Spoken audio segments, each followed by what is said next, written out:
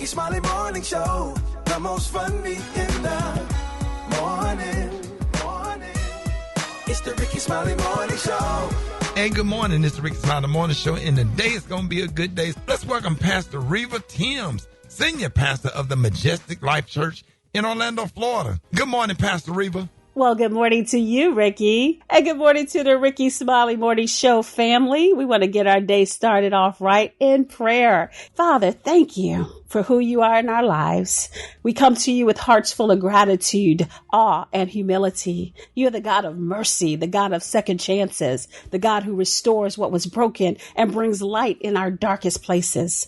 In a world that's quick to cancel and quick to condemn, you remain constant in your love and overflowing in your grace. Thank you, Lord, that no one is beyond your reach. No failure is too deep. No past is too heavy for your redeeming hand. Father, you are the one who says, come, let us reason together. Though your sins are like scarlet, they shall be white as snow. And you do not discard the broken, but you mend, you rebuild. Father, we take this moment as a reminder that grace still wins, that the cross is still enough, that restoration is possible when we come to you with honest hearts.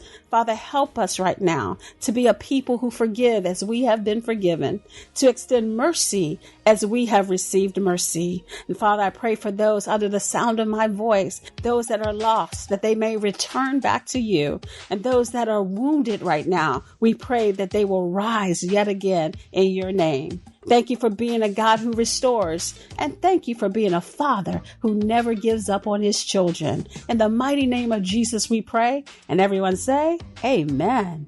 Hey, we appreciate you, Pastor Riva. Ladies and gentlemen, that was Pastor Riva Timms, Senior Pastor of the Majestic Life Church in Orlando, Florida. It's time for the praise break on the Rickey Smiley Morning Show. News headlines, entertainment, sports. It's the front page on the Rickey Smiley Morning Show. It's 12 minutes past the hour on Tuesday, October 21st. Here's what's going on in the news. A potential tragedy was stopped at Atlanta's Hartsfield-Jackson, the world's busiest airport. Police say 49-year-old Billy Cagle threatened to shoot up the airport during a live stream. Officers later found an AR-15 in his car.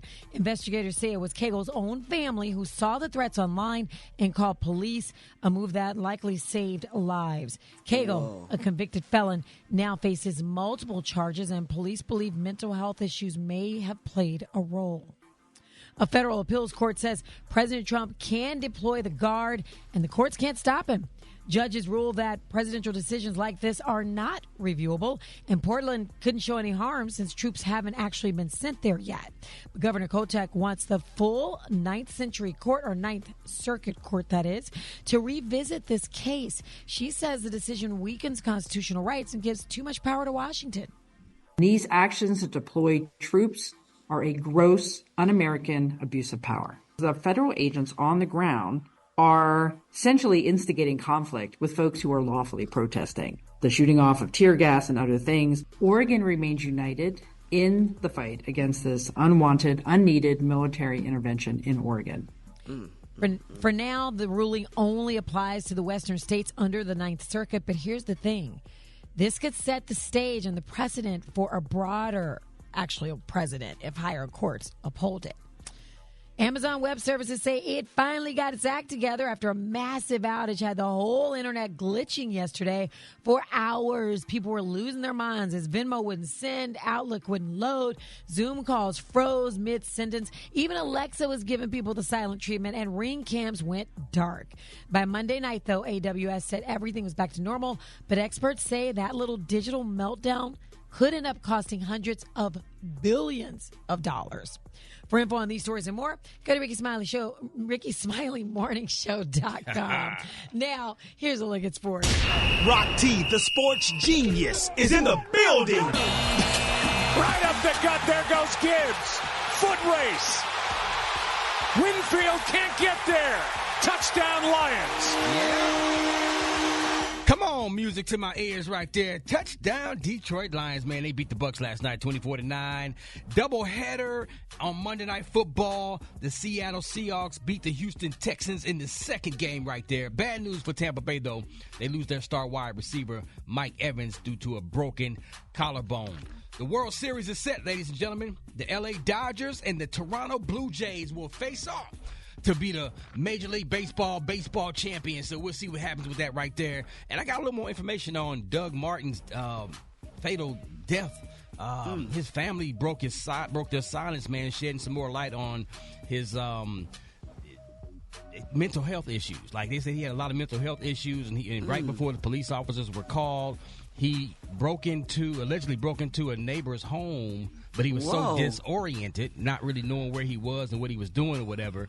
Then when they called the cops and then they detained him, they put him in cuffs, they put him in a car, and he ended up being non-responsive. Like once he got in the car.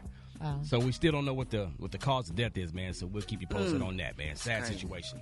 That's my quick sports report right there. Good morning, Brat. Good morning, Rock-T. I sound like a man today, but that's all right. Gucci Mane and Keisha KR opened up about Gucci Mane's mental health. Speaking of mental health, and I got the details up next in the Hot Spot on the Rickey Smiley Morning Show. The Hot Spot. Drop it like it's hot. Drop it like it's hot.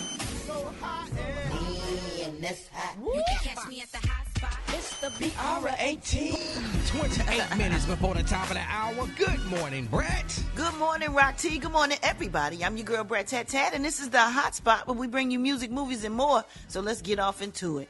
Well, y'all, doing a recent interview, Gucci Mane and Keisha KR opened up about his experience with schizophrenia and psychosis management.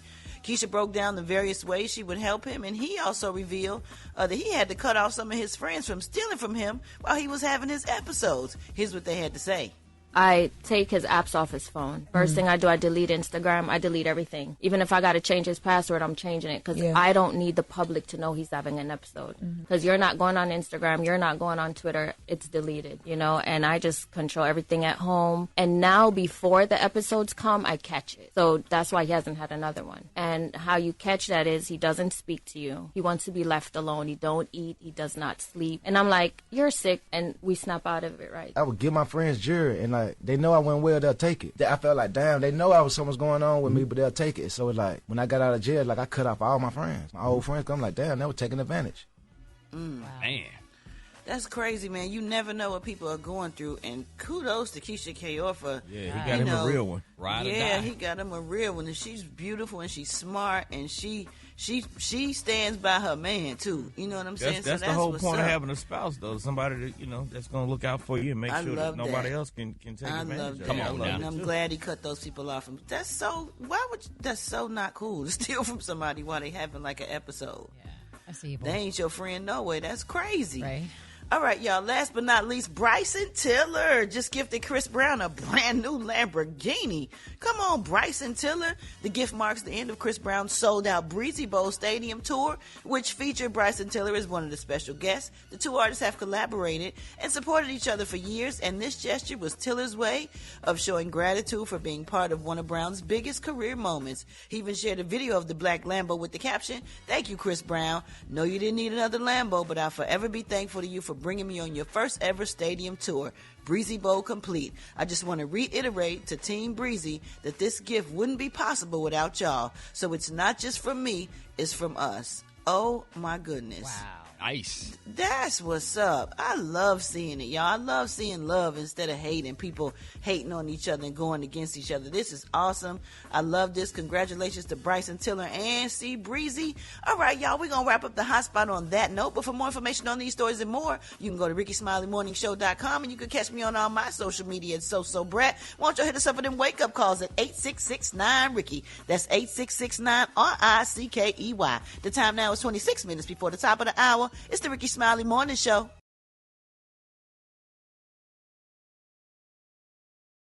Fridas, who are you about to get ready to be lying about? No, it's not me. Listen, a lot of people think that they know when somebody's lying. But according to body language experts, some of those same signs can also show up when somebody's telling the truth. Because they're nervous about being believed, right? So here are the top 10 signs that somebody might be lying. Number 1, we've all heard this one, eye direction. Apparently, if a person looks to the right a lot, it means they're making stuff up, they're lying. If they're looking to the left, however, that means they're like, they're just trying to remember. Like, what happened? That's interesting. Yeah. That's interesting, yeah. And I feel like that seems true. Number 2, really long pauses because liars are trying to stall. So they might repeat your question to buy them time. I don't know if I agree about that one. Yeah, like I think a real good liar ain't gonna do none of that. Yeah. They're not gonna look to the left or right because then they look like they lying. They not gonna fidget. They gonna look dead at you and be like, I ain't do that. Right. So they're not gonna eye be contact and everything. And most people with a lot of wisdom, they pause before they respond. Right. Okay. Now, why would you be like, now, why would you say something like that? Now, you know I ain't did nothing like that. Or ask the question again, was I coming out of her bedroom? Oh, like, right. No. Okay, so I used to lie to the police real good. Really? And did you do I had any of this? a lot of experience of that. Yeah, okay. I could make myself cry on command, too. See? Okay. That come in handy. And you made eye contact when you told them lies, too, didn't you? Mm-hmm. Yeah. Look right at Otherwise, them. you don't look like. Otherwise, you look like you lying. Okay, well, did your voice change? Because number 3 is voice changes. Listen for a higher pitched tone. Usually, this is what stress does to you. It causes that. Like, what you mean? Right. Like Brady Bunch, Peter Brady. It's time to change. Okay, number 4, fidgeting. You know, like you're messing with your nails, or you just can't keep like still. to me, that show you lying. You got to be cool. Or you could be nervous. You could be nervous. You could be nervous, but you got to be cool if you lie. You can't. Anybody consider themselves to be a good liar? No. Well, who wants to claim that? Yeah, and I forget too much. Claim it. Okay, so do you do this? Number 5 is overcompensation. A liar might puff up or act overly confident when they're trying to get away with something. Number 6, they cross their arms or do head shakes. That can signal defensiveness. And number 7, too many filler words. If your sentences start with, yeah, you know, or basically, you're lying. Oh, man. Trump. Nah, that's not necessarily true. Yeah, because every time somebody say a basically. lot of people say basically. They just want to sound smart. Yeah. Yeah, that's a crutch have for a me. limited vocabulary. Yeah. Okay. Basically or actually. Right. There it is, man. Irregardless. Irregardless. Everybody who goes in the ambulance, throw your hands up. If you go to the ambulance, everybody, come on, Brat. everybody who rode in the ambulance car,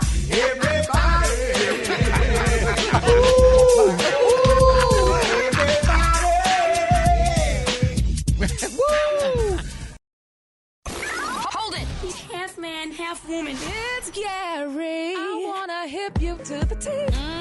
It's Gary, baby. All right, y'all, Rickey Smiley Morning Show. Hey, it is about that time. Broadcasting live from the Tom Joyner Fantastic Voyage. Y'all, Gary got that tea and the Kahlua other day. What up, Gary? Good morning, Ricky. Okay, now everybody's still talking about Brandy. Brandy just left the concert. They say, baby, Brandy. Some people say she was jealous of Monica's outfit. Oh, no. Yeah, that's what they Brandy say. don't have to be jealous of nobody. Well, I tell you what, honey, Miss Brandy left the stage. Yeah, she probably wasn't feeling well. Well, honey, you didn't feel well. You should have went to work. Okay, sometimes you trying to do the show and you want to go on stage to perform for the people that pay money to come see you. And sometimes when you get on stage and you get the lights in your face and you get hot and you get overwhelmed or overstimulated, sometimes you have to take a step back where you won't pass out on stage. You don't want that to happen. Well, how long you been performing, Brandy? I've been performing. Who, Brandy? She been performing a long time. Yeah, she should know better than that. Gary, she probably got sick. Didn't they release a statement? Yeah, but she didn't come back. If you got sick, you take some Pepto-Bismol, you go back on stage. Yeah, you know, probably wasn't her stomach. She probably felt faint. How many times you felt faint and left and didn't come back? None. A lot of times. Really? Yeah. I didn't know about that one. Yeah, you just have to. You can't pass out on stage because if you feel yourself getting sick or you feel yourself getting dizzy, you just can't just keep going. But I think it would be beautiful if Brandy would just fell out on the stage and laid there while Monica was performing. That'd been some good social media. That would have been good for you.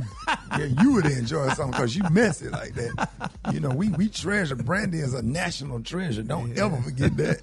She sure is. Now, last night, Ricky Neal is it a consummate performer? Is that the right word, consummate? Is that the right word? I think so. Yeah, he's a consummate entertainer. We'll go with that. Yeah, because Ricky, he had all his. I was wondering, were those women all his? Probably so. So he got them work. So that means he ain't taking care of them. They working. I mean, hey, everybody got to pay they due. You know what I'm saying? So he get paid and then they get a check. If that was them, was that them? I don't know that because it was 4, and I know he has 4 allegedly. So, but they were cute though, honey. They had no out. They had their butts out and everything, child. It probably was them. They was probably them, child. All right, Neil, you go, boo.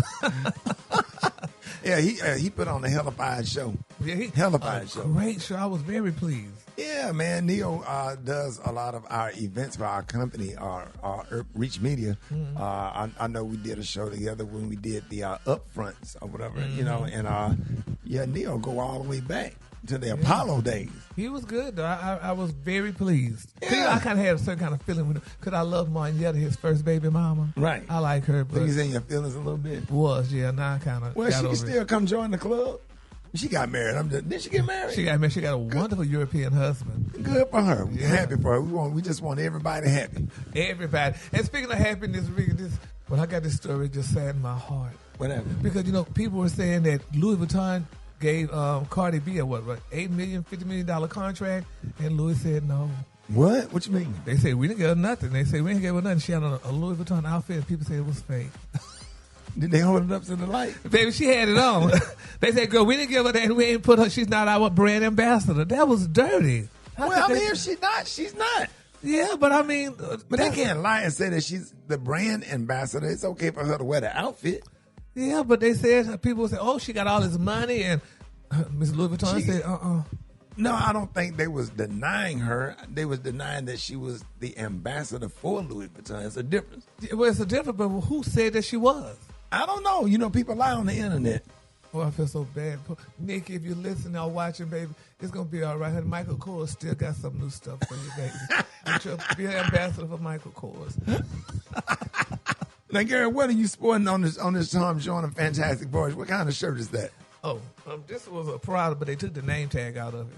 Yeah, okay, we already know why. We know why. And we going to keep it, that's why. Yeah. And there you go. So you're going to do your whole first tea segment with a Prada shirt on that ain't Prada. The P off is Rada. That's what you got on. That's all right, baby. I feel good all over. All right, so Ricky, the Kaluta, they says we sell in the is this 7 Seas? We are in the middle of the Gulf of Mexico on our way to Cozumel. Mm-hmm. So we've been out here on the ocean. We're going to spend the entire day traveling on the ocean, and tomorrow we will be porting in Cozumel. Ooh, are you excited about that? I'm excited. So as long as I can get out and buy something. Yeah, there you go. Some oysters. You don't have no money. Cause I know they got shops on it. They got Louis Vuitton. Yeah, they got Louis Vuitton. I wonder if Cardi B coming. Oh, yeah. See, that's real messy. That's real messy. And what's the clue of the day? The clue of the day, Rick, is one of my favorite clues, honey. In honor of the Tom Jordan cruise, I did the clue of the day, and we're going to start off with ocean blue, because that water is blue. Yeah, but you scared of it. Yeah, but we got to talk about that. Oh, yeah. You got to get over your fear.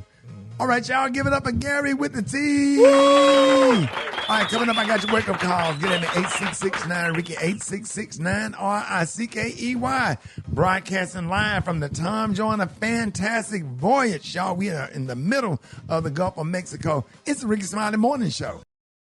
Hey, time to wake up. Wake up. Here we go.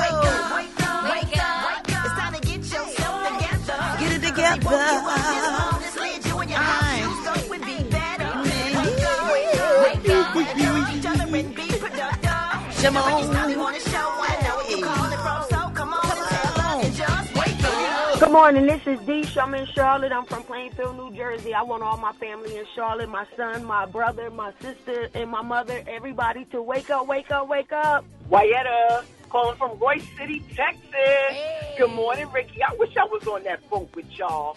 I want to say, wake up, wake up, wake up to my husband, Brad, my daughter, Gabby, and my son, Christopher, daughter, Lorena. Wake up, wake up, wake up! Good morning, calling from Columbus, Ohio. This is Lakeisha. I'm calling to wake up Black Tony. Wake up, wake up, wake up. We all are. Hey, let them know. Richmond, wake up. Let's go. And Little Rock, wake up. And Tulsa, wake up. Wake up, wake up, wake up. Come on, Flint, wake up. And Toledo,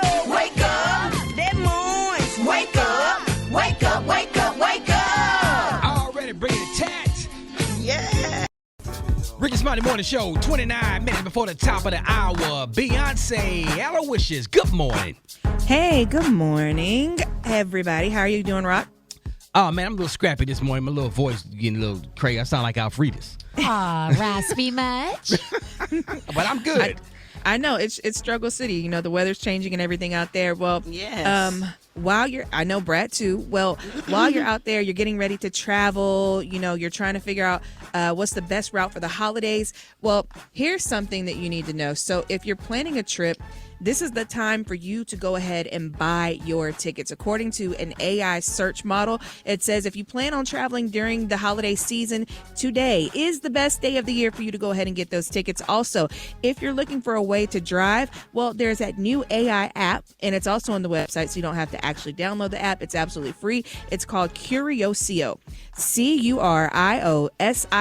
Now, if you're like, hey, I want to go to, let's say, from Atlanta to New York, and I'm looking forward to stop in, Greenville. I want to go in South Carolina. It will literally put a whole travel plan for you, the places you need to stop, how many people, and how much it's going to cost for all of you guys together. So very, very cool stuff for you to check out. Also, speaking of AI, while we're on that, if you are, because it is October, Breast Cancer Awareness Month, Yale University has put together, along with Google AI, one of the first and most accurate ways to detect early breast cancer. It's really exciting news. I know a lot of people are like, oh, they've had the cure for breast cancer for such a long time. They know what it is, but listen, this is one of the most positive things we've seen from AI technology. There's a lot of scary things, but then there's also a lot of great things. And what it's doing is they're saying that with this new Gemini, it is available to researchers at Yale. And what they can do is the protein that creates the cancer, it can detect it early, which can also help doctors, eradicate it that much sooner before it spreads. So shout out to everybody at Yale University. I know. Have you had your mammogram, Alfredus? Every year, girl. Every year. Brat? It's time for me to make my schedule. I had it last year. It's time this year again. Here's y'all's reminder right here. Here's your reminder. I just got mine and I got my test results. So I do it every year. And, it can start so early. So definitely make sure you check yours out. Now, this is something, Rock, do you play, or Special K, do you guys play Call of Duty? I used to. And you know how you wear the helmets and you can see through the wall. And so this is now real life scenario. So there is a helmet that soldiers can use. It's called the Eagle Eye, and it will allow you to see through a wall. Like you can see into a building and see where the people are moving. They're using all this virtual detection, and it encompasses the whole thing. So what's crazy about it is, yes, right now it's military level, but pretty soon you'll probably see police using it for when they need to get in places, which means the technology is out there. So once you see it in one place, eventually it's going to trickle down to where everybody else has it available. So very cool stuff. It's going to change cool and bad, because the bad guys can get it too. Yeah, exactly. And it's going to change the game for the peeping toms. Oh, God. Come on now. Wait a minute. That's scary. That's when AI gets too creepy. Yes. Why is your brain in that area? Why did you even? It is weird. It gets very weird very quick. And lastly, Toyota. Oh, and I before I go to that, I got to tell you, Uber. So in this week's Scam Edition, authorities are warning people out there. So if you get a call from Uber right after you order an Uber ride, what they're doing is they're asking you for a verification code. Do not give a verification code. Uber has put out an announcement that they will never call you or text you or send you a message asking you for a verification code. What's happening is scammers have access to your phone. They are alerted somehow. They haven't figured out how yet. But once you order your new Uber ride, they're sending you a verification code. That verification code is now giving them access to your phone. It could either be your bank accounts, your Ubers. They can order Uber Eats, all types of stuff. So just a reminder for you and, of course, your elderly family members who might not know better, do not give verification codes out for people. They put out a report last week saying that scammers in China have made over $1 billion just off text messages, sending people those links that they have that they're being fined for tolls. So if you ever got like hey, you got to pay this toll link to your text messages, don't pay it. It is also a scam. But yes, again, reminder, don't give any verification codes out. And lastly, Toyota has put together a $10 billion city in China just made out of robots and some of its staff that they've chosen to live there. It's the first of its kind. And what they're doing is they're trying to make a smart city and see if they can implement that in other cities. So I'll post the videos on that. You can check it out. For all my stories and more, make sure you go to RickySmileyMorningShow.com, or you can follow me on Instagram at BeyonceATL. Man, I appreciate that, BZ. It's the Rickey Smiley Morning Show. Like, Tony, what's the problem, man? Well, should I text you again? I guess you ain't responding no more to man, my you be text. texting people at 3 o'clock in the morning. Sorry, that's because I was down in the country all weekend. I had a very fun weekend. Went with my cousin. You know, they got a farm down in Waycross, Georgia. You ever heard of Waycross, Georgia? Yeah. Yeah, we went down there. We went down there on Saturday morning, and I'm still down here. I'm waiting to get a ride back up. You can make it to Waycross, Georgia, but you can't make it to work. But listen, Shouty, this was a real experience for me because, you know, I stay in the hood, Shouty. I don't never get no chance to go down there. Listen, Shouty, we did the farm thing. It was so crazy because we rode animals horses. on the show. We got Gary. No, look, Shouty, we rode horses. We watched the chicken put down the eggs. We slopped hogs. We did everything. I had a cowboy hat and everything. But then yesterday afternoon, they were laughing.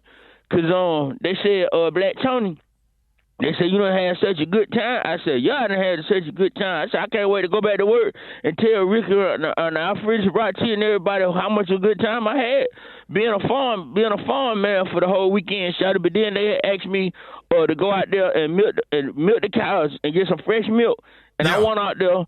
And I got up under the one that had horns on them, and I started milking them, and I started like, you know, pulling to try to get the milk.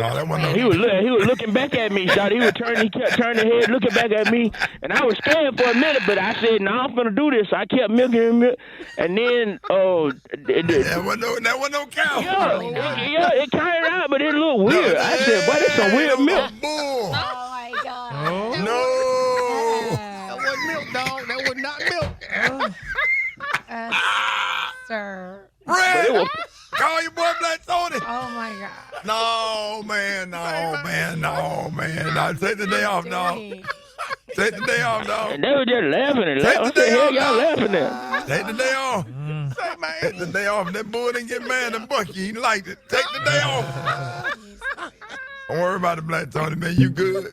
Babies, you busy. Hey, Mama, I'm at work right now. Can you? Well, look here. I was thinking if y'all was going to come over here this weekend, I could do some collard greens, some hot water cornbread, maybe some baked pork chops. Okay, well. But if y'all not coming, I'll probably just make a pot of spaghetti for me and Honey. Well, we probably will come over, Mama, but I got to get back to work. Yeah, I was just sitting here watching. You're not even going to believe what I'm watching. What you watching, Mama? RoboCop. One they done in the 80s. Oh, okay. Well, let me get back to work and I'll give you Did you hear about Paul and May Lee? No, ma'am, I didn't. But if you let me call you back on my lunch break, you can tell me. Got their house evicted from them. Evicted from them? Now, baby, let me ask you something. Is your cousin pregnant? Mama, who are you talking? Okay, hold on. Okay, this is Vicky beeping through. Let me call you back later. Mama love you. Bye. Yes. Hello, Vicky. Oh. Hey, did you hear about Paul and May Lee? Got their house evicted from them. Hold it! He's half man, half woman. It's Gary. I wanna hip you to the teeth. It's Gary, baby. All right, y'all, Rickey Smiley Morning Show. We are broadcasting live from the Tom Joyner Fantastic Voyage. We are in the middle of the Gulf of Mexico on our way to Cozumel, but Gary got the tea and the clue of the day. Gary! Good morning, Ricky. Good morning to you, y'all. Okay, now, Ricky, this is a set. Now, you may feel a different way, but I do too about this next story. It's being reported, y'all. Somebody said they thought of Shantae laying out on the beach. Because somebody said that this girl gained about 200 pounds since she had that baby. She had a pink outfit on, and nobody knew she was a salmon or what she was. But she was. Look, you going to gain weight. It's called baby fat or whatever. So you're going to have a little bit of baby fat, but I'm sure she's going to work that down. Shantae look good. I don't care what size she is. Whatever, so yeah, don't do that now. When you're rich, Ricky, they take everything out when you have a baby. Not right when you have a baby. You already getting over the complications of having the baby itself. and you give your body a chance to heal from having the baby, then you go get the surgery for that. Who died and made you an obstetrician? Yeah, you know, I hang out, or what? Obstetrician. Obstetrician. Anyway, y'all know I hang with the one and only Dr. M.J. Collier. Come on now. Yeah, but Ricky, I mean, I feel bad for, Nelly might leave. You know how y'all men are? Y'all want a certain size. She was a certain size when he met her. Now she's a bigger size. Yeah, I mean, but she gonna lose the weight. Nelly work out, Nelly's strong or whatever. And they've been together so long, he ain't going nowhere. See, the thing about being with somebody is trying to be with somebody that you can't live without. And I don't think Nelly can live without Ashante. Look how they got back together. Look at that, reunited. They did the whole Peaches and Herb. I just reunited, and it feels so good, and they've been together ever since. And now she got that baby fat on and stuff, and my people say he might leave. Because, I just feel bad. He ain't going nowhere. Well, we hope he don't go. They say he was allegedly with somebody. Secure the bag? Yes. He better. But anyway, moving on, child, honey. Oh, my God. Now, this next story here. Now, Ricky, I don't know if you watch Real Housewives of Potomac. I have seen it. Well, Wendy, one of the girls' name is Wendy. Wendy Osefa, I think that's how you pronounce her last name. She and her husband got busted for insurance fraud. Oh, I saw that. I saw that. God. And she's a doctor in education. He's a lawyer. Allegedly, they wanted extra money. They said something. They lied, said somebody broke in their house. They wanted some extra money for the show, I guess. And they lied, said somebody broke in, and no people did an investigation. And now they may be going to the pen. Oh, wow. And I remember the girls used to do that back in the day, honey. Used to call in and stuff. But that's old, so they can't get arrested now. But, used to say your stuff was stolen, girl. Everybody needs some damn money. Girl, they stole my jewelry. And the police came. Is that what they did? Did you read some of the details in the case? Yeah, but I'm not talking about that. I'm talking about how the 60s used to do back in the day. Honey. You used to call in your stuff. Right. And you didn't get caught. Now, these girls didn't got caught. Wendy and her husband, Eddie. Yeah. They wanted too much. They were greedy. Right. But did somebody break in the house, though? No, that's the killing thing. Oh. And that's what they saying. Oh. Well, you got to keep them lifted up. They are definitely being lifted, and we love Wendy, honey. Because Wendy, she was the one who let everybody have it on the show now. Karen just got out the pen. Now Wendy going in. It's a revolving door. So we got to pray. Get him, Brat. Anyway, it's beautiful. Everything is beautiful. Y'all no, it's not when you go out of jail. Yeah, you saying it's beautiful, but not. Well, but we have two spokespeople that always talk about jail, and they seem like they were all right with it. You went to jail too, but honey, my jail was in and out. Okay, they took residency in there. You did a few days in the jail then. Well, hell, Ricky, it wasn't no years. Okay, but you did like 2 or 3 days. Huh? Yeah. Yeah. Okay, got you right out. Yeah, because shout out the person that got you out of jail. Shirley. Thank you, Shirley. Shirley got me out of jail. Baby, when Ricky put it on the red, baby, these girls zoomed honey across the counter to get me out of jail because they know I would have been like a fragile flower, just flocked. So here I is. Yes, honey. Oh, and Ricky, and my quick for free story, we saw Kavon. You know Kavon from Babyface Brother. Yeah. He was walking down the hall. I hardly recognized him because he's kind of gray, but he recognized me. But anyway, they were talking. And I saw him too. Yeah, so they said they really was glad to see. Yeah, and he's going to be performing, on the cruise. Oh, okay. He's going to be performing tonight with After 7. They still together? Yeah, they still together. Yeah. After 7 got some jazz, man. Really? What they made? 7 Ho? What's that song? 7 Ho? No, not 7. I was thinking about Tony Braxton. Yeah. Ready or Not? Ready or Not, yeah. I'll give you everything. Yeah, you remember that? Oh, yeah. Come on. So it was a real good thing. So, everybody so far on the cruise, we're having a great time. Yes. I was just a little deterred about some of the way the people's eating, but you got to eat. What you mean? What was you so deterred? I have never seen so many black people just piled up with food. It just hurt me. Yeah, black people gonna do that. They're gonna do that at a repast, Thanksgiving. We don't know how to. Some of us don't know how to eat and go back sometimes. Like your grandma said, you got to act like you used to something. Exactly. Act like you've been somewhere. Yes. And you saw them pounding their place up. Oh Lord, I was like, oh Jesus, Lord. And you think are they gonna make it to the tea party, or do you think they're gonna be laid out? They're gonna probably be laid out, but they're gonna come to the tea party. They're gonna be here, honey. Gary, what about some of the outfits you've seen so far? Oh my God, I saw all kind of illusions. But anyway, you know who's who by their clothes.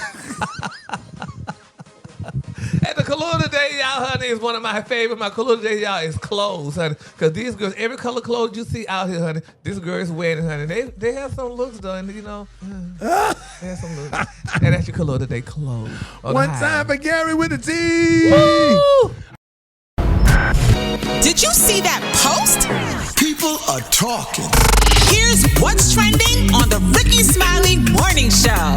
October is Domestic Violence Awareness Month, which is a time to shed light on the issue that affects millions of people every year, regardless of the age, the gender, or the background. Now, last week, we broke down what domestic violence is and how it can affect men and women. But today, we want to dive a little bit deeper into how domestic violence can also affect teenagers. Yeah, Rock T, domestic violence within teenagers is more common than people think. About 1 in 3 teenagers in the U.S. experience physical, emotional, or verbal abuse from a dating partner before they turn 18. Now, teens are more likely to experience emotional or digital abuse, such as controlling behavior, threats, or harassment on social media. Now, technology plays a big role in teen domestic violence because 1 in 4 teens in relationships report being digitally controlled or monitored by a partner, such as constant texting, checking locations, or demanding passwords. And although this is very common, only 33% of teens in abusive relationships report the situation to someone else. Man, and we got Beyonce, Alowishus on the show. You want to share a quick story? Yeah, so, this is very touching to me because I've done a lot of work with teen domestic violent charters here in Atlanta, and big shout out to PADV, and I mentor a lot of young women because, when I was 16, I met my first love of my life, and we worked at our job together. He was amazing. I got the red carpet treatment. He was 19, I was 16. I thought it was just, he was still in high school. I thought it was perfect. And I wrapped myself so much into him. I was a girl's girl at the time. We would hang out, we would have fun. And then slowly but surely, it's not like, and I think that's one of the misconceptions that people make, because this is your person. It's not like they just automatically start fighting or things get physical. It started off with, he wanted to know my location. He wanted to know why I was hanging out with certain guy friends who I had for so many years. I slowly started to isolate myself, and I think those are some of the warning signs that people need to watch out for. You're not hanging around your friends like you used to. You're not going out to party like you used to. And, for so long, I've never shared this on air because even to this day, I still get scared to, what if he finds out, or what if he hears me talking about it and he wants to come stop me? And that's one thing I talk to these young ladies about, when we do these events and these teen talk events, and you don't realize it, but it went from emotional to physical shoving to full out fights to we were living together, because at the time I felt like he was the only person who knew me. I loved him. I was the only person he had. So young, yeah. We were young love. We were so wrapped up. Yeah. And he would threaten to hurt himself if I left. And I felt so guilty, and I didn't want that. And so it was very pulling. And even now I look back at it and I ask myself, how did I get wrapped up in that? Like, I'm so smart, and I feel like I should know better. But then when you're young, you don't. And you feel like you're in love, and that feeling that you've never had before. And then I just want to thank you for your courage and your testimony. Mm-hmm. Because there are people right now, you're saying, listen, this is your first time talking about it. So your courage right now is helping someone who is in this situation right now. So thank you for that. Absolutely. And you get scared. And so I didn't want to tell anybody. I never told my friends. I never told my grandmother. I felt like we were each other's Bonnie and Clyde, ride or die. And it took until I realized that I was hiding the knives in the house because I was so scared that he was going to hurt me or hurt himself, that I started to talk about it, because I kept thinking in my head, I was like, I'm going to be like one of these people in the news one day. And one day he did, pull a knife, and I talked to myself and I told myself I need to call my grandmother, because I was so embarrassed, to call home and be like, hey, I need to come home. You want them to think everything is so good. You want them to feel like the person you picked was a good person, I was so embarrassed. But I just remember my grandmother and her being like, you will always have a place to come home. We won't judge you. And that's how I got out. And I want that for so many other people.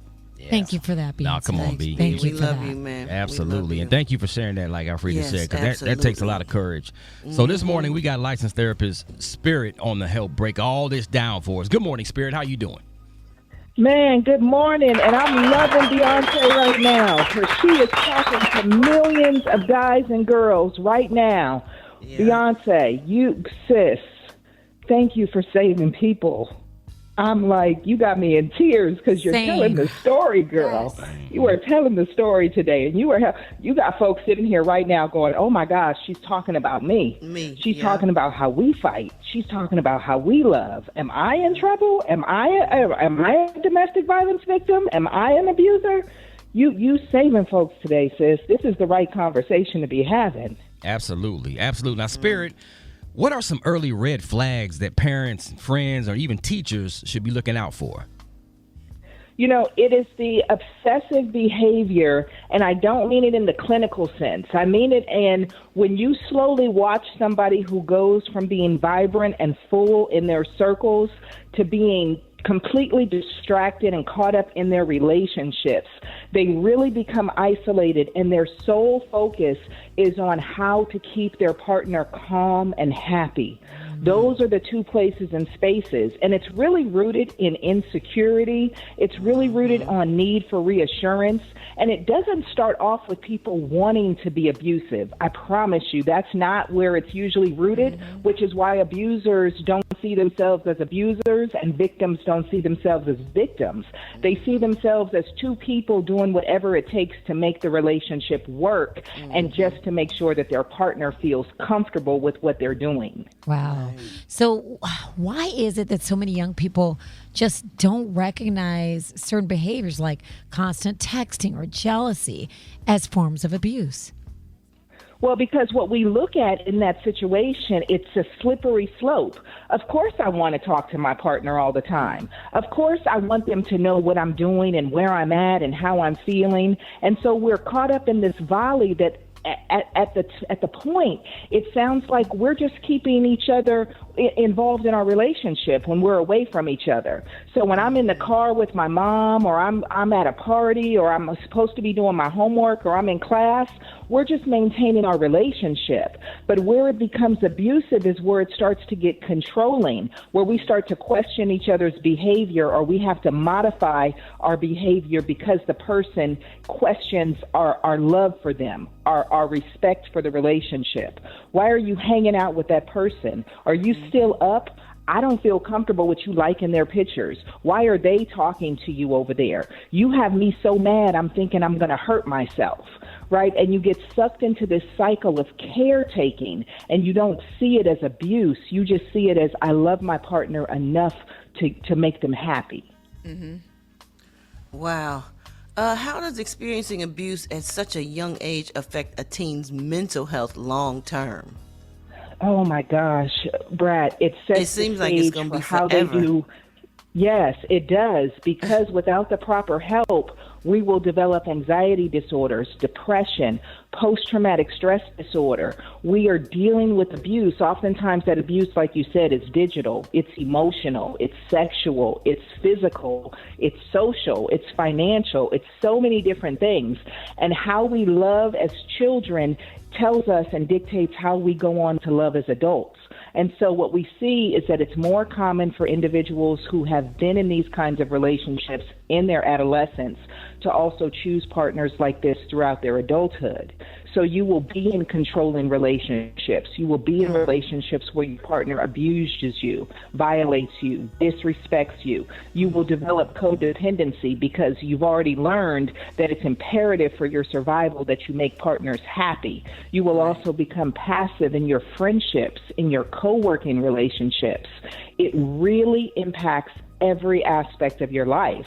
And then as you go on to become a parent, you will be parenting from that place of not only mental health conditions, but an inability to stand up and advocate for yourself as you then create intergenerational trauma cycles, Brat. It is really, really interesting. And if you ever have the chance, as folks are out there listening, to hear your parents' stories, it would be mind-blowing to know the number of our parents who have sat in abusive relationships, or many of us know that they have, and don't recognize how that impacted the way that they loved on us and the way that we went on to do relationships too. Man, Spirit, my wife, Crystal, she has an organization called Pretty Insecure, which is mental health program for girls. And I hear a lot of these stories. Like, it's like she comes home crying sometimes about it. But so thank you for sharing that and helping out. October is Domestic Violence Awareness Month, and licensed therapist Spirit is here to address all of your concerns. So if you are concerned about a child, a student, a friend, or even yourself, call us right now, 866-9-RICKEY, 866-9-RICKEY, and Spirit will help answer all your questions. It's the Rickey Smiley Morning Show. October is, of course, Domestic Violence Awareness Month, and we're going to be talking about how it can also affect teenagers and what we as parents and mentors should be doing to help our teenagers escape these situations, man. Also, we got licensed therapist Spirit to help us break it all down. Well, you know, one of the things that I tell folks is if you recognize that you're having to decline because it doesn't feel safe or healthy, you have a bigger problem in the relationship. So it's not enough to decline. And at that point, I want to have a different kind of conversation with teens, because if we're not safe in our relationships, we need to start questioning either how we get help to make the relationship safer. Most of the time they don't want to leave, Brat, but ultimately that's what needs to happen. So what we want to do is we want to help people recognize, and especially as a kid, you can always throw your parents under the bus, and your parents will love you for that. So just say, my mom doesn't allow me to do that. My father doesn't want me to do that. I'm only able to share my locations with them.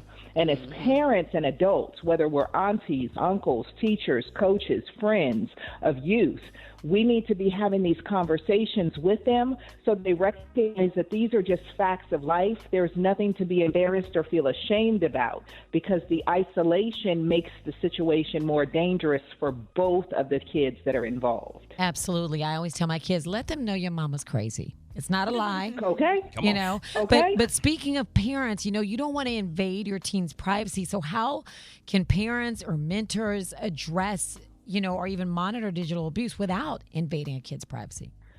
Well, what I like to help people understand, and this is as a mom of 7 also, what I teach my children is that there's a difference between privacy and secrecy. Right? And so when your children are dating, especially in middle school, unfortunately, that's how early they're doing it. Some of them got girlfriends and boyfriends in elementary school. So what we want to help them do is recognize that they're practicing healthy relationships for adulthood. So that's where we want to have interjection. That's where we want to have conversation. Too many parents are focused on discipline and restriction. I refuse to let you have a boyfriend right now. I refuse to let you date right now. And instead of being able to have an open line of communication where you can actually have influence, you drive your children further into isolation, because then they don't feel like they can talk to you if they recognize they're doing stuff that you told them they shouldn't be doing anyway. So instead, what we want to do is we want to talk to our children about what healthy relationships look like, but also what dangers look like in relationships, so that if they get in trouble, they can start to recognize the signs as soon as possible. Spirit, we got a lot of people calling in. They got some questions for you. So let's go to the phone lines. Great, let's go. 866-9-RICKEY. Rickey Smiley Morning Show, you're on with Spirit. Good morning. I guess my question is, how do you know when you're crossing the line of really just trying to respect your partner and their wishes, of wanting to be respectful of, you know, maybe they have some insecurities behind things and you just want to really be respectful of them, and actually being controlled by them? Like, when do you kind of know that you're getting to the line? Okay, so the line is where I get to love you and me simultaneously, and I always have to love me first. So in a relationship, we don't want to be doing things to respect somebody else's wishes. We want to be building a healthy relationship that we both agree works for us. And unfortunately, most of us don't learn how to negotiate relationships. We just love you and you love me, and we want to just keep this feeling going. But what we should really be talking about is, how do I want to feel in this relationship? How do you want to feel in this relationship? And can we agree this is what works for both of us? If something doesn't work for you, you have to trust your gut about that. And you have to ask yourself, am I sacrificing or betraying myself to respect their wishes? And why would I respect somebody's wishes who doesn't care that I feel betrayed or I'm sick to my stomach? Wow. Rickey Smiley Morning Show. Good morning. I had a question. Okay, so my son is dating a girl, and they keep going off and on or whatever. She blocks him, and then she unblocks him. How do I keep them away from each other? Because he's gotten to the point to where he shows up at her house, throwing sticks at her window and stuff. So how do I get them to stop talking to each other? Okay, the hard part in this is that you're not going to be able to get him to stop talking to her. What we need to do is get him some help so that he will then make the choice to stop talking to her because he recognizes how toxic and dangerous the relationship is. And I want you guys to recognize that when children or teens fall in love for the first time, they're experiencing a whole new rush of hormones in their bodies that are literally changing their brain chemistry. That's why they become unrecognizable to you and to themselves. So that's why it's important to have information. That's why it's important to have education. And that's why it's important for them to have support while they're navigating these new relationship dynamics, these new hormones, these new flood of emotions, because they really are out of control. And what we should be doing as adults is teaching them how to manage this.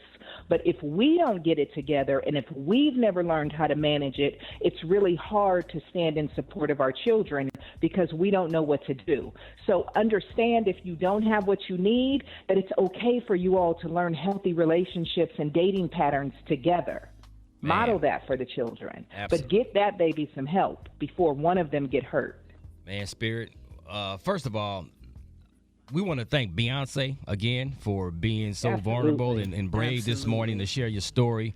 Yes. Spirit, we want to thank you for coming on and helping breaking all this down so we can understand this a little bit more. How can people contact you and follow you, get more information?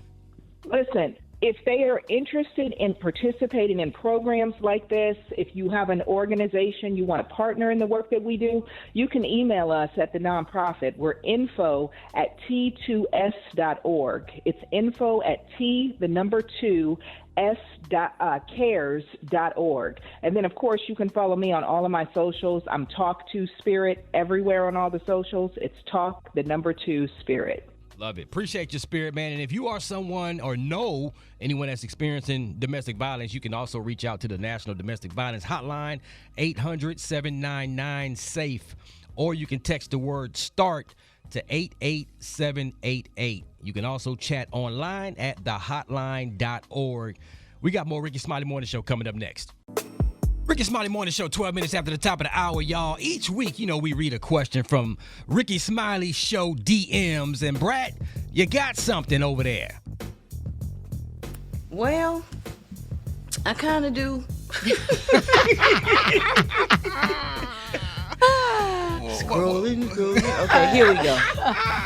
Okay, so this young lady said, my name is Krishana. I'm from Houston, Texas. So I live in what I like to call a decent neighborhood. Recently, the family living next door moved out, and I just met my new neighbor. She seemed nice at first, and I feel like I've been super chill about all the changes she's been making. She asked about cutting down a shared tree, fences, etc. But now she has installed floodlights that literally go into my bedroom, and she doesn't see an issue, and even installed a camera that is pointed towards my front door and driveway. It feels so awkward, and that she's trying to spy on us all the time. I don't know what to do or how I should address it to her without becoming hostile. How do I handle this situation? You tell her. You tell her. You just go say, hey, man, look, these lights are shining into my house, and it's causing a little bit of a disruption. Can we tone the lights down or maybe point them in a different direction? Yeah. And what about the camera? And this camera is pointing directly at my door. Why would it be pointed at her door instead of her own? You know what I mean? Why would it be pointed at her neighbor's door? It has to be pointed at her door or something on her house too. Why would it just be pointed at her neighbor's door? That makes no sense. Yeah. But you know what? We got one of them cameras. But I tell you something. Our neighbors came and asked us about it. They were like, hey, did you somebody left it? Could you? I'm like, oh, now you want to know about the cameras, huh? Right. So, I mean, it could be helpful. Maybe they're not trying to spy. Yeah, you just got to be willing to just speak up and be an adult about it. You know, and if they get upset, they get upset. But, you know, you gotta speak up. I feel like maybe they won't be mean because they did come ask about the fence. They did come ask about the shared tree. So maybe they can be adult about it. Right. Yeah, you don't want to jump to conclusions, but I mean, if it's bothering you, just got to have a conversation, you know, and don't start an argument. Just, you know. I think if you started with concern, like, hey, I'm obviously you're my new neighbor. I want us to get along, but I'm just a little bit concerned about blah, blah, blah. You got to. Right. So I don't know if you realize it or not, but when those floodlights come on, you know, it really brightens up our room, and, you know, we don't like that. Yeah, I don't know if you realize it or not. That's a great way to start the conversation. Be like, have you seen my husband? I don't want to see him in the light. I need darkness in that room in order for us to continue being affectionate. Oh, no, it's awful. Right. News headlines. Entertainment. Sports. It's the front page on the Rickey Smiley Morning Show. It's 27 past the hour on Tuesday, October 21st. Here's what's going on in the news. Another day, another deadlock. It's deja vu in D.C. The government shutdown hits the 3-week mark today, tying the record set back in the Clinton era for the second longest in U.S. history. For the 11th time, the Senate failed to pass a plan to reopen the government. No new votes are on the calendar today. However, Senate Republicans are heading to the White House for lunch, where Trump is expected to thank them for staying united. Meanwhile, around 750,000 federal workers are still furloughed, and plenty of others are showing up to work without a paycheck. North Carolina Republicans just pushed through a redistricting plan that basically wipes out the power of black voters. Again, the state Senate gave early approval to a new congressional map that redraws a majority black district and conveniently adds another seat for the GOP in the House. Trump is cheering it on from Truth Social, calling it a new, fair, and improved congressional map. The GOP says it's about party, not race. But critics say you don't need racial data to know which districts are majority black, especially ones that have elected black leaders for decades. They're calling it a blatant power grab dressed up as politics. Meanwhile, Dems want Trump to pull his pick for the office of special counsel, and the reason is flat out vile, y'all. Leaked texts show nominee Paul Gracia bragging about having a, quote, Nazi streak in him from time to time. He also claimed America needs, quote, competent white men in charge, and that the founding fathers were wrong about all men being created equal. Yeah, he said the quiet part out loud, or at least in text. The irony is that both Gracia and his buddy Nick Fuentes, a white nationalist who's, by the way, Mexican, align themselves with an ideology that would have once, and in some cases still, reject them. Italians like Gracia were seen as uneducated, criminal, and definitely not white. And Mexicans like Fuentes still face that bias today. Yet, here they are, cozying up to white nationalism. Oh, and Gracia is also under a sexual harassment probe at Homeland Security right now. Even Republicans like John Thune, Rick Scott, and Ron Johnson want his nomination pulled. This guy seems to be a toxic cocktail of racism, sexism, and pure delusion. For info on these stories and more, go to RickySmileyMorningShow.com. Now, here's a look at sports. Rock T, the sports genius, is in the building. Right up the gut, there goes Gibbs. Foot race. Winfield can't get there. Touchdown, Lions. Music to my ears. Touchdown, Detroit Lions. You know what I'm saying? They beat the Bucs last night 24-9 on Monday Night Football, but the Buccaneers lose their star wide receiver Mike Evans due to a broken collarbone. He's out for the rest of the season. Doubleheader, man. Seattle Seahawks beat the Houston Texans also last night 27-19. And the World Series is set in baseball. The Dodgers and the Toronto Blue Jays. It's going to be a matchup, man. If y'all ain't big fans of baseball, man, this is where y'all need to tune in. Like when a lot of people say baseball is a boring sport. I don't like watching it. Well, man, 9 innings. This is the time to watch it, though. During the World Series, it gets really exciting. LA Lakers superfan Andrew Garcia, who filed a lawsuit claim against LeBron James, for $865.66. Well, he dropped that case. Let me tell y'all what happened, man. He said that he was tricked by LeBron for the second decision that LeBron made, which turned out to be a marketing campaign that introduced a partnership that LeBron did with a liquor brand. Andrew thought Bron was going to be announcing his retirement, and he went and purchased an $800 ticket that would have been LeBron's last ever matchup with his former team, the Cleveland Cavaliers. So he's like, man, I'm just going to charge that to the game. So, but you can still go to the game and watch him play. Yeah, why not? It is what it is. That's my sports report right there. Follow me on social media at Rock T Holla. The Brat got the hot spot right now. The hot spot. Drop it like it's hot. Drop it like it's hot. So hot and that's hot. You can catch me at the hot spot. It's the BR18. Bringing it, Tad. You got some warm tea for my throat, man? I'm drinking a little coffee with some honey and some Henny in it. I can give you some of that. That hot toddy right there. That honey and Hennessy make that good hot toddy, okay? All right, y'all. Good morning, everybody. I'm your girl, Brat Tad, and excuse my voice today. I'm a little bit hoarse. I don't know what's going on. The weather's changing, and it is definitely affecting me. All right, y'all, let's get into the hot spot where we bring you music, movies, and more. So check this out. Pastor Marvin Winenjaw is under fire after scolding a church member for the amount of money she gave. Oh, here we go again. Close the doors. On the day of giving at Detroit's Perfecting Church, Winans was outraged when a woman came up short of the donation he asked for. The confusion happened after Winans asked members to donate $1,000 plus one. So while Winans continued to repeat the phrase, many of the members approached the center aisle to give two separate $1,000 donations. There was, however, one woman who came forward with $1,235. And here's how he reacted. I, Roberta McCoy, given faith and stand in unity with the vision of Perfecting Church of sowing this seed of $1,000 plus $235 and receiving the blessings to come to all that participated. Now that's only $1,200. Yes. Y'all not listening to what I'm saying. If you have 1,000 plus 1,000. Well, I'm going to work on the other 800. Well, that ain't what I asked you to do. Is that real? Is that real? Yeah. I would have told him to move that decimal point 2 spots over and take this $12.